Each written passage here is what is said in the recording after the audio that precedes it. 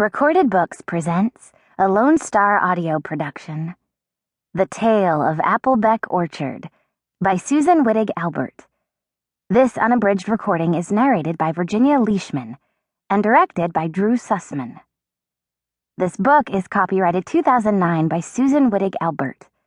This recording is copyrighted 2010 by Recorded Books, producer and publisher of Lone Star Audio, celebrating the work of great writers from Texas.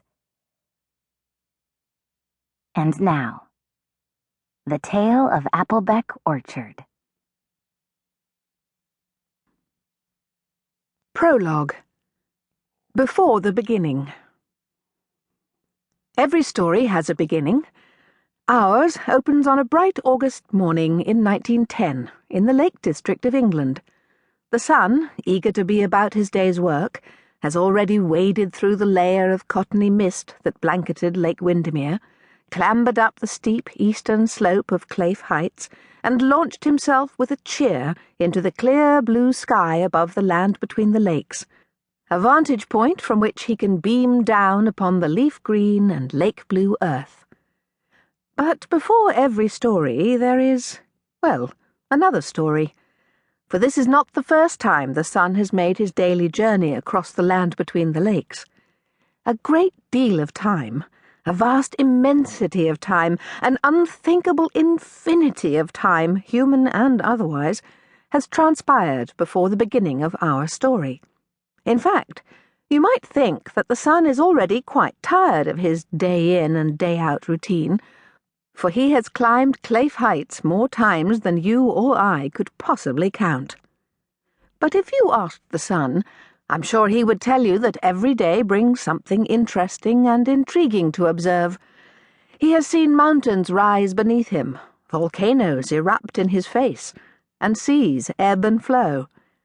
For a long time he watched icy glaciers advancing and retreating as they carved the ancient rock, scooping out convenient places for lakes and dropping enormous boulders here and there, as if they were pebbles carelessly falling through a hole in a boy's pocket. All this ice made the earth shiver, and even the sun felt a little chilly and remote, and not terribly interested in what was going on below. But then the weather warmed. The sun took off his overcoat and mittens, the ice thawed, and rivers and streams took over the job of pushing rocks here and moving mountains there, and generally rearranging the furniture. The lakes brimmed, and green things made themselves at home, putting down roots and thrusting up leaves.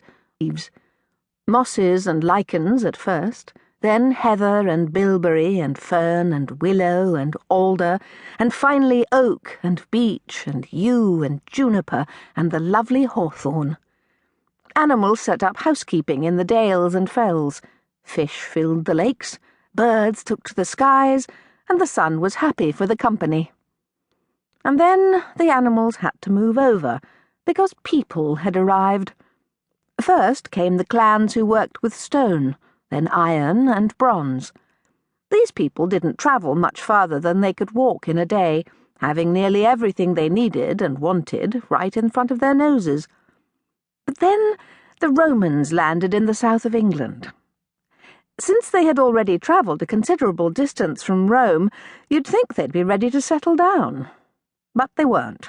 So they built a network of military roads and a massive wall of stone and turf right across England, east to west, to separate the civilized from the barbarians, although the sun was hard-pressed to tell which was which.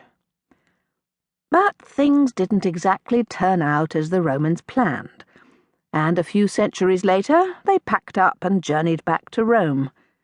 The Celts carried on until they were joined by the Angles and the Saxons, and they continued carrying on as the Norsemen arrived and settled around the lakes, farming in the dales and pasturing sheep in the fells. The old Roman roads conveyed wayfarers from one market town to another, whilst the villages and farms were linked by cartways suited to oxen and carts, bridleways suited to horses, and narrower footways suited to people.